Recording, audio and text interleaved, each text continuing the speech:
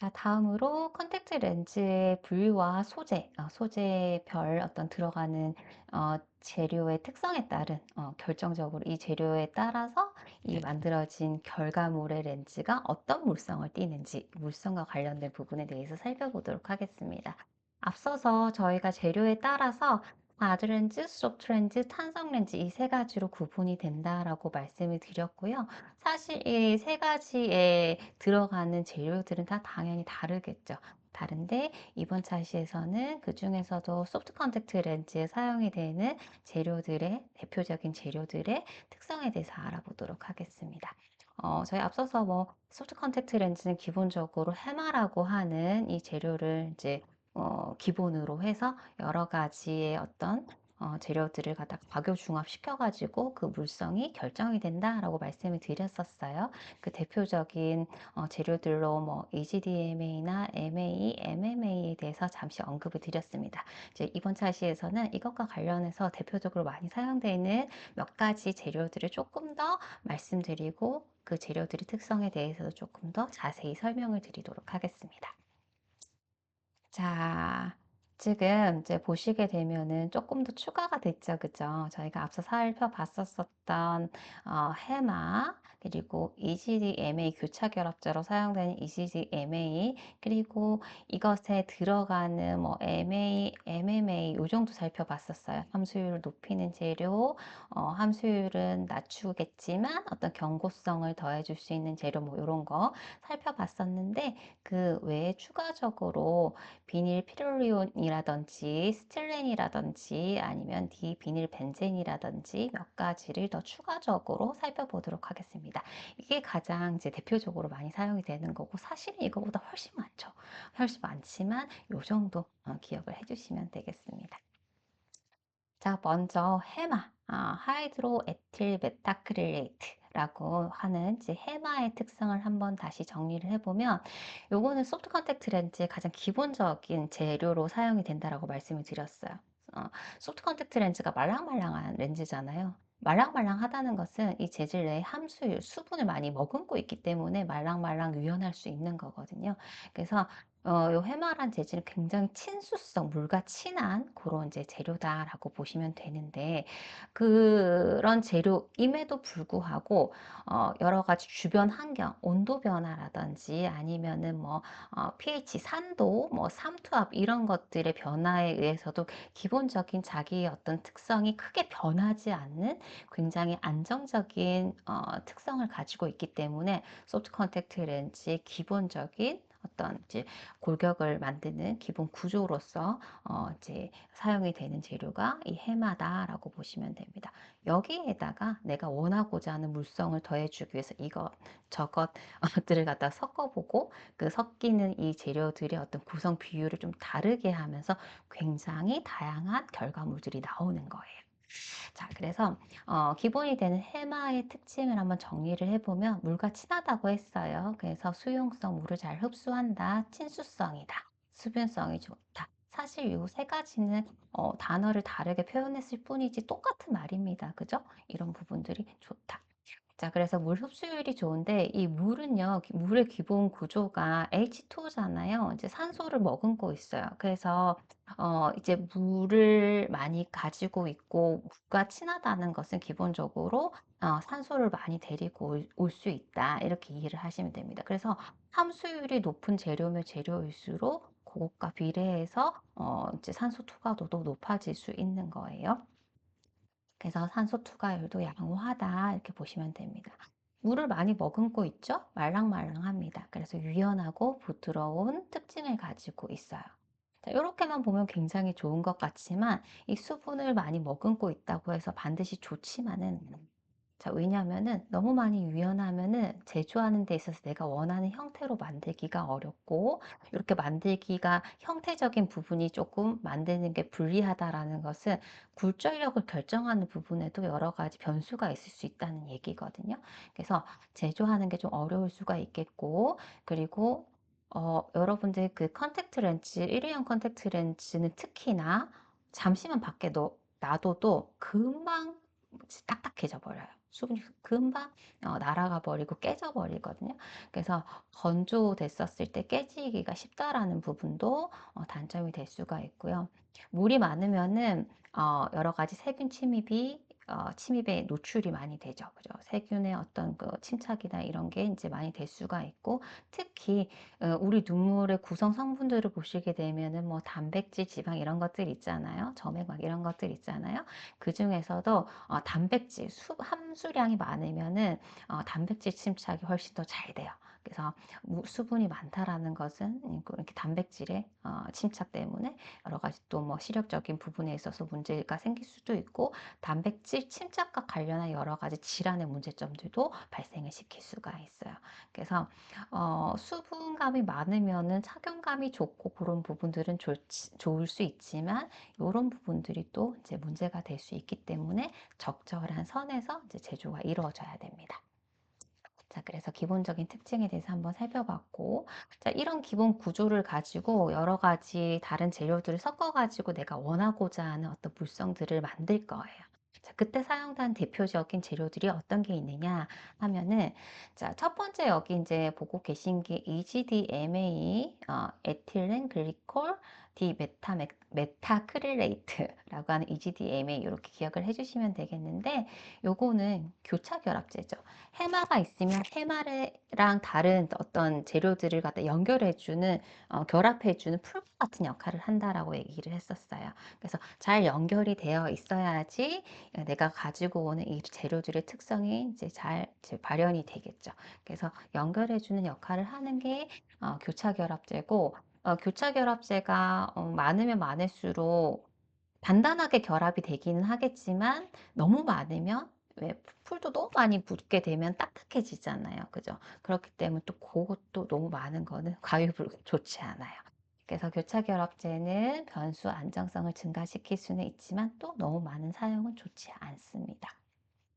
그래서 이제 EGDMA가 있고, 먼저 이것과 같은 목적으로 사용되는 교차 결합제가 7번에 있어요. 디비닐 벤젠이라고 하는 것 역시 교차 결합제로 대표적으로 사용되는 재료이기 때문에 EGDMA랑 함께 디비닐 벤젠도 같이 하나 더 기억을 해주시면 되겠습니다. 자, 그래서 이런 교차 결합제를 이용을 해서 어떤 것들을 갖다가 결합을 시킬 것이냐.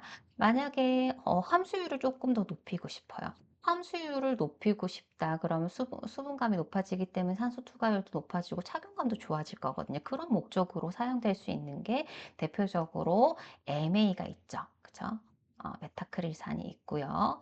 그리고 MA랑 같이 또 친수성의 함수율을 높일 수 있는 게 밑에 보시게 되면은 MVPN 비닐 피롤리돈이라고 하는 재료도 함수율을 높이기 위해서 사용되는 그런 재료예요. 같이 딱 기억을 해주시면 되는데, MVP 같은 경우에는 변색의 가능성이 있다라는 것이 조금 단점이라면 단점입니다.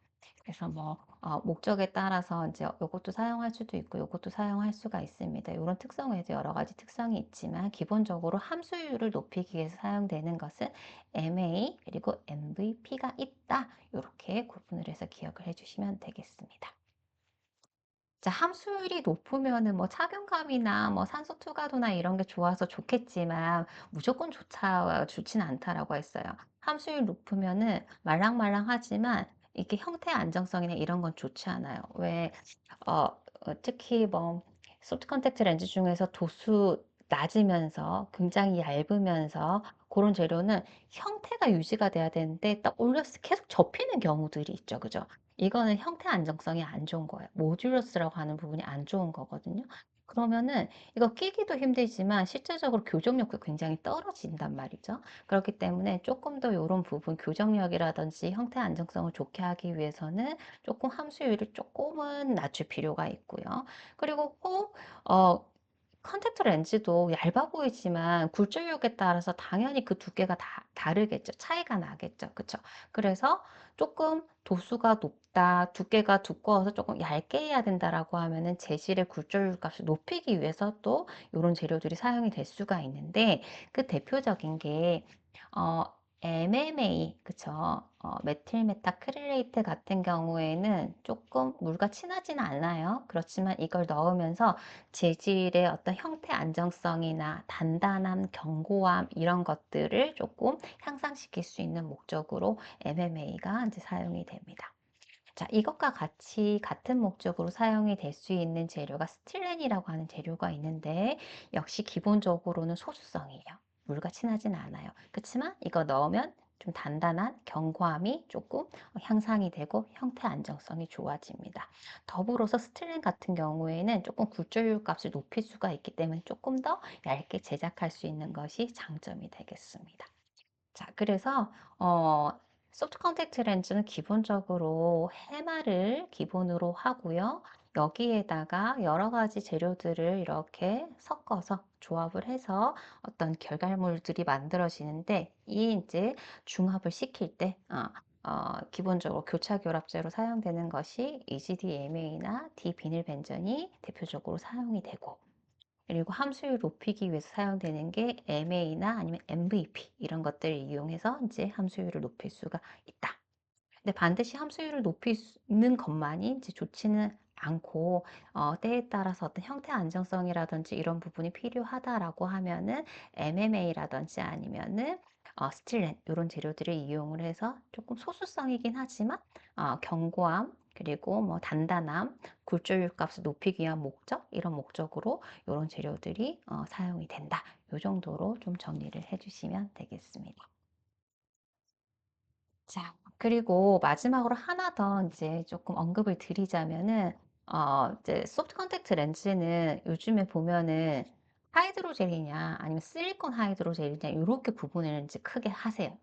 기존에 나왔었던 재료들이 하이드로젤 재질 재료고요. 1998년에 실제 실리콘 하이드로젤이라고 하는 소프트 컨택트 렌즈 재료가 상용화가 됐어요. 1998년 꽤 됐다면 됐고 뭐 생각해보면 그렇게 오래되지는 않았어요. 자, 이게 나오게 된 배경이 뭐냐면 일반적으로 사용했었던 하이드로젤 지금도 나오고 있습니다. 그리고 하이드로젤이라고 안 좋은 게 아니에요. 이게 맞는 사람이 있어요. 자, 하이드로젤 재질은 아까 해마를 기본으로 해서 여러 가지 재료들을 기본적으로 조합을 해서 사용을 했는데 이 하이드로젤 재질 같은 경우에는 기본적으로 산소 투과도가 좀 한계가 있어요. 하이드로젤 재질 같은 경우에는 산소를 투과시키기 위해서 어쨌든 이 뭐 컨택트 렌즈도 비닐이잖아요. 플라스틱 재료잖아요. 그러면 산소를 투과시키게 하기 위해서는 함수율을 높이는 방법이 있어요. 그러니까 H2O 함수율을 높이게 되면 이것과 더불어서 이제 산소 투과도가 높아지는데 무조건적으로 함수율을 높일 수는 없다라고 했죠. 그래서 보통 하이드로젤 재질은 산소 투과도가 50 넘는 경우 없습니다.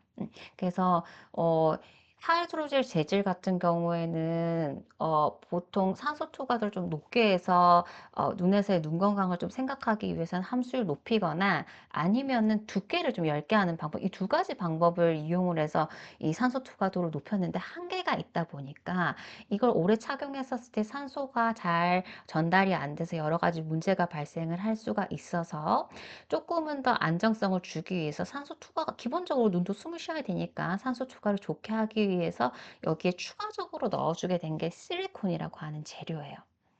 실리콘 같은 경우는 기본적으로 산소 투과도 굉장히 높여주거든요. 그래서 실리콘 하이드로젤은 기본 하이드로젤 재질에다가 실리콘을 첨가하면서 산소 투과도가 굉장히 이제 올라간 재료라고 그냥 보시면 되세요.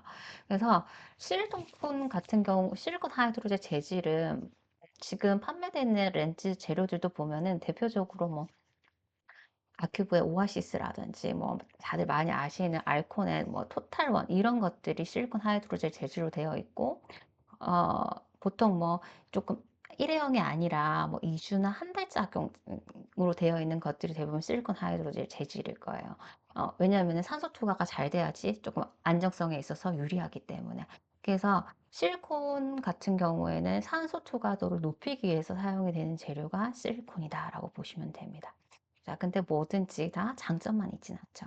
실리콘은요, 기본적으로 산소 투과도를 높일 수 있는 굉장히 효과적인 재료이기 때문에 이제 어, 그런 부분에 있어서는 굉장히 좋지만 얘가 재료가 소수성이에요. 물과 친하지 않아요. 그래서 하이드로젤이랑 실리콘 하이드로젤이랑 비교를 딱 하게 되면 착용했을 때 착용감이 별로 안 좋다는 거죠. 고무 뻐덕뻐덕한 그런 느낌이 들어요. 그치만 착용감은 좋진 않지만 오래 착용했었을 땐 산소 투과도가 계속적으로 그래도 잘 되고 있기 때문에 좀 안정성 부분에 있어서 좋다라는 얘기예요. 그래서 이제 실리콘을 넣게 되면은 눈 건강에 있어서 조금 유리한 부분이 있지만 착용감은 좀 떨어질 수가 있고, 그리고 이제 착용자에 따라서 안 맞는 경우가 있는데, 그런 경우는 어떤 경우냐면은 실리콘 하이드로젤이 좋다 해가지고 원래 하이드로젤 쓰다가 실리콘을 바꿨는데 이상하게 이거 착용하면은 착용하고 몇 시간 있지 않아가지고 처음처럼 선명하지가 않다, 뭔가 낀 것 같다라고 하는 경우들이 있어요. 그런 경우는 뭐냐면 눈물에 있는 그 지방 성분이 실리콘이랑 굉장히 친해요.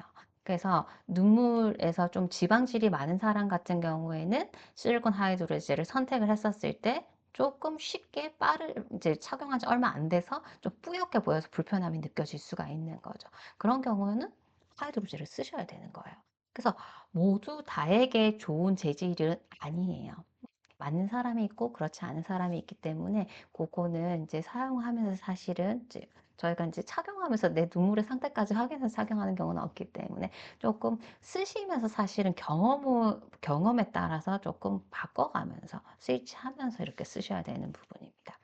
자, 그래서 우선은 실리콘이라고 하는 재료는 산소 초과성이 굉장히 좋고 소수성, 물과 친하지 않은 그런 재료다라고 보시면 돼요.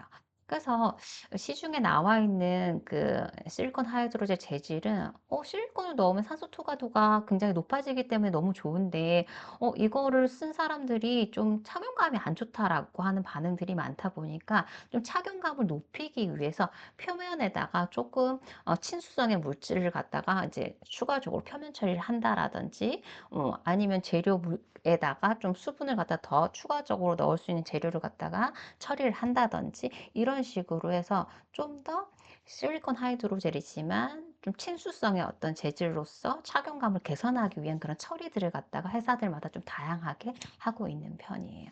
그래서 표면 처리를 해서 조금 이제 친수성의 어떤 그런 이제 물성을 가질 수 있게끔 하고 있다라고 보시면 됩니다. 자, 그래서 밑에 보시게 되면은 실리콘 첨가량을 증가시키면 어, 실리콘의 어떤 성질이 더 강해지는 거죠. 소수성이 커진다. 건조감이 발생할 수 있다는 얘기죠. 그리고 지방질이랑 좀 친하다 보니까 지방 침착물이 더 많아질 수가 있다. 이렇게 보시면 되고, 말랑말랑한 재질에다가 고무 성분을 갖다 또 추가하는 거니까 약해진다. 착용감이 좀 안 좋아질 수 있다라는 그런 부분들이 있어요. 자, 여기 그림도 참고로 한번 보시면 좋겠는데, 지금 이제 기본적으로 저희가 사용했었던 그 하이드로젤로 보시면 되겠고, 이후에 나온 실리콘 하이드로젤이라고 보시면 됩니다.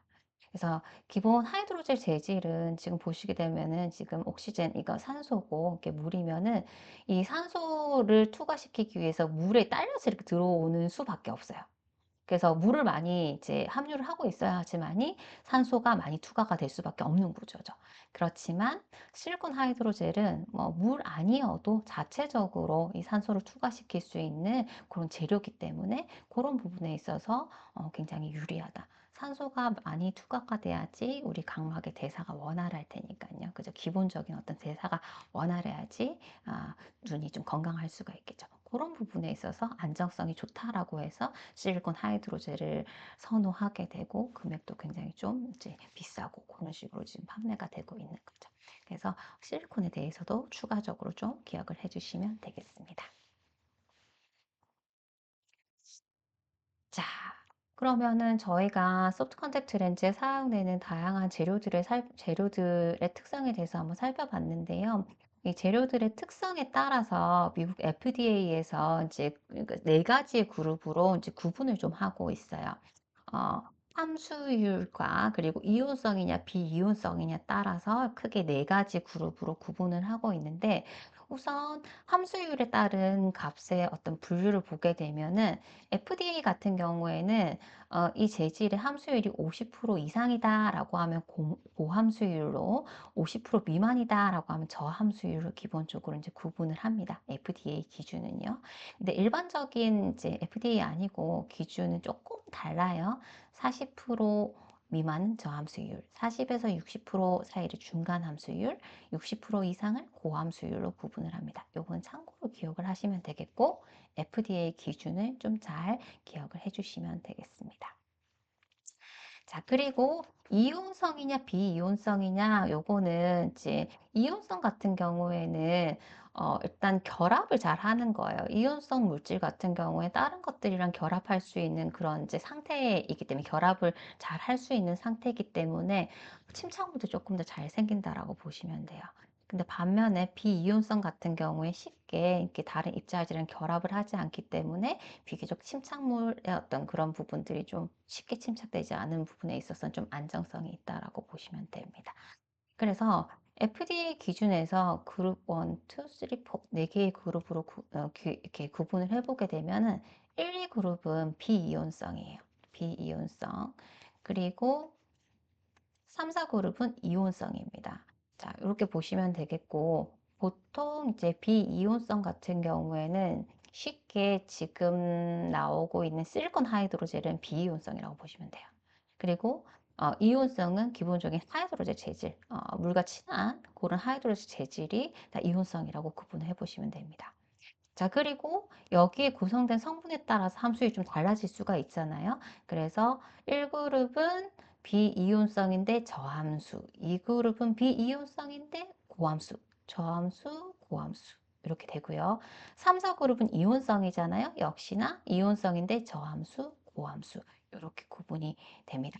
자, 그래서 FDA 그룹은 몇 군이냐 이렇게 구분을 해 보실 수가 있어야 되는데 예를 들어서 위에 거 한번 저희가 구분을 해 보도록 할게요. 자, 일단 여기 함수율이 나와 있어요. 기본적인 이런 이제 재료의 특성 부분들을 쉽게 찾아볼 수가 있는데 함수율이 38%라고 했거든요. 그럼 50% 미만이잖아요. 그럼 얘는 뭘까요? 저함수겠죠. 저함수. 저함수고 그리고 여기 보게 되면 이온성이냐 비이온성이냐는 나와 있지 않아요. 근데 이 산소 투과도를 보시게 되면은 산소 투과도가 121이면 굉장히 높은 거거든요. 이렇게 높게 나오려고 하면 실리콘이 들어갈 수밖에 없어요. 그러면 실리콘 하이드로젤 재질이라는 것을 저희가 알 수가 있는 거예요. 그러면 얘는 비이온성이겠죠. 그래서 비이온성 저함수는 그룹 몇 군일까요? 1군이겠죠, 1군. 그래서 얘는 그룹 1군에 포함되는 그런 재료다라는 것을 요 이제 내용을 보고서도 구분을 해 보실 수가 있는 겁니다. 그래서 FDA 규정에 따라서 그룹을 4군으로 이제 구분을 해 볼 수가 있고 또 사실 요 4군에 따라서 좀 물성의 특성이 다르겠죠. 그죠? 그래서 그것 때문에 먼저 한번 구분을 해 보신 거예요. 그래서 앞으로 한번 지금 렌즈를 착용하시는 분이시라고 하면은 요런 부분들 저희가 아까 직경도 커브도 한번 살펴봤었는데 요런 부분을 한번 살펴보시고 아 내가 착용하는 것이 이제 요런 것이 맞구나라는 것도 한번 이제 생각해 보시고 혹시나 이제 바꾸게 될 때도 요런 부분들을 참고해서 다른 제품으로 또 바꿔 보실 수도 있는 거잖아요. 혹은 나중에 임상에 가셨을 때 권해 주실 때도 어떤 이제 불편함들을 호소했었을 때 어떤 부분을 갖다가 개선을 해주면 될 것인지를 갖다가 이런 기본적인 내용을 보고서도 참고해가지고 권해 주실 수가 있기 때문에 이런 거는 그냥 습관적으로 한번 이렇게 봐주시면 많은 도움이 되실 거라 생각이 듭니다. 자, 이렇게 살펴봤고요. 자, 다음으로 이제 저희가 뭐 여러 가지 재료들의 특성에 대해서 살펴봤는데 이런 재료들을 넣어가지고 결국은 얘가 갖게 되는 이제 물성이 있겠죠. 산소 투과도가 얼마나 되느냐, 그리고 함수율이 얼마가 되고 함수율이 높고 낮은 거에 따라서 결과적으로 착용하는 사람들에게는 어떤 부분에 어떤 이제 이점 혹은 안 좋은 부분들이 있느냐, 이런 것들의 어떤 직접적인 부분들을 한번 연결시켜서 알아보도록 하겠습니다.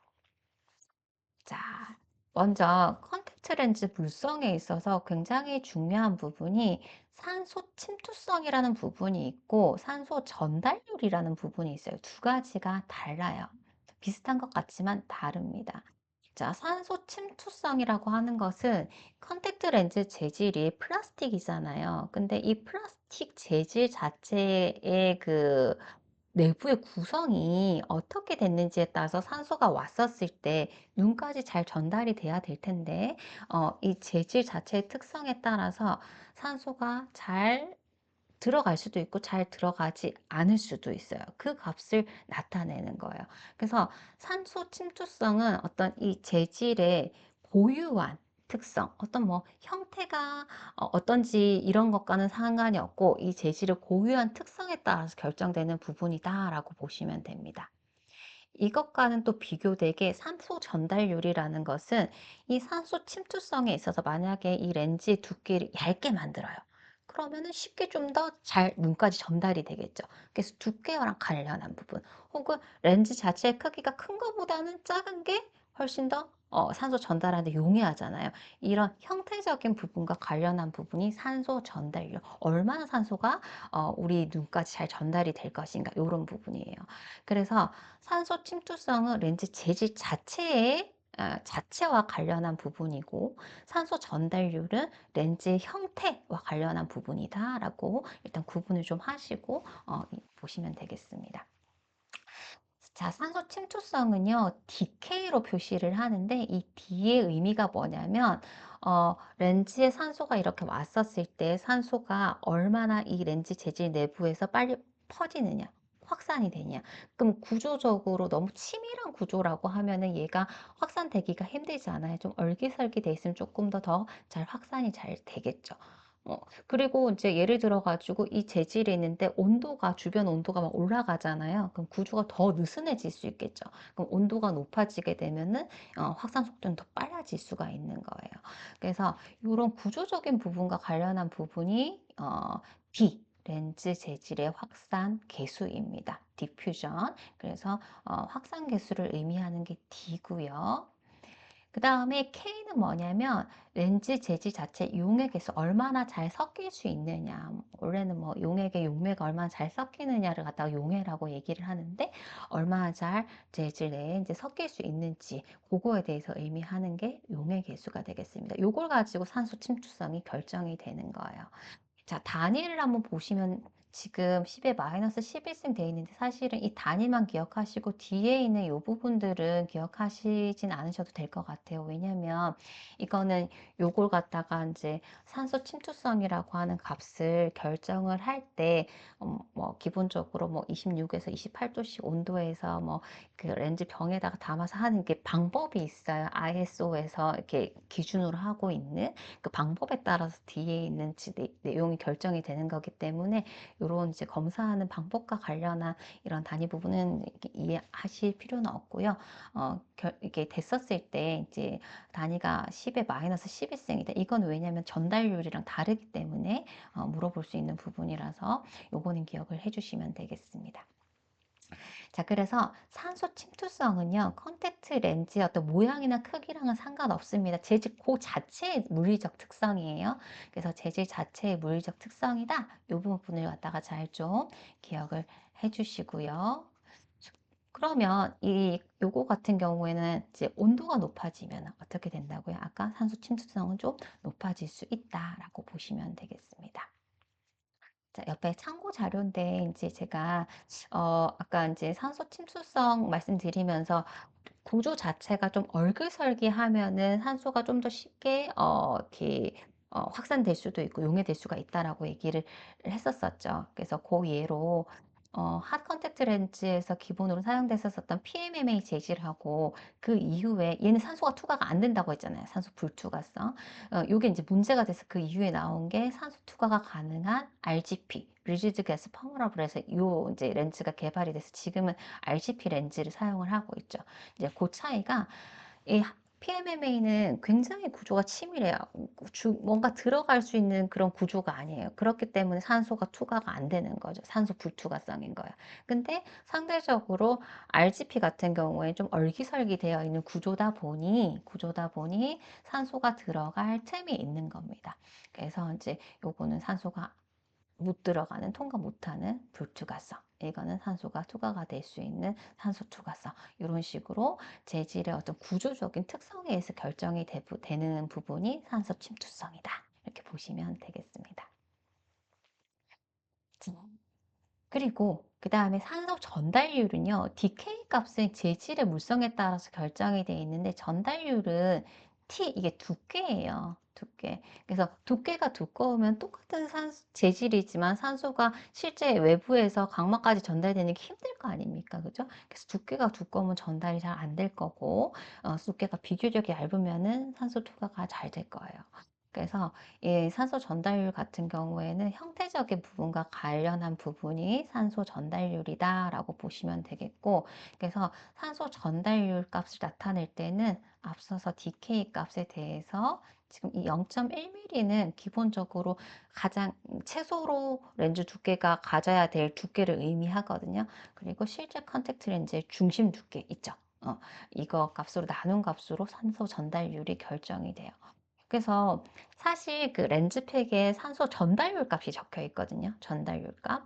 전달률 값이 적혀 있는데 사실은 그게 도수마다 전달률 값이 다 다를 수밖에 없겠죠. 왜냐하면 낮은 도수는 얇기 때문에 전달률이 비교적 똑같은 재질을 사용했지만 더 전달이 잘 될 거고, 높은 도수는 중심 두께가 두꺼워질 수밖에 없다 보니까 산소 전달률이 좀 떨어질 수밖에 없어요.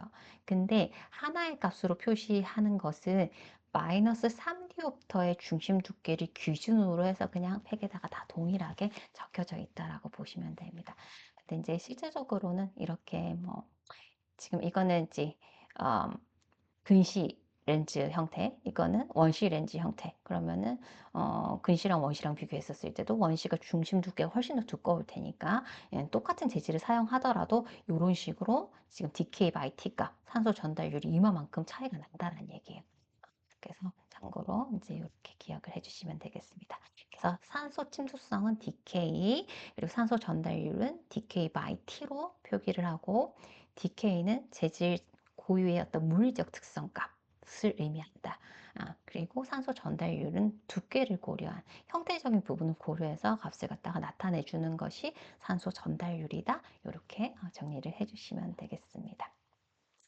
자, 뒤에 중요한 물성들이 이제 많은데요. 이건 다음 차시에서 연결해서 살펴보도록 하겠습니다.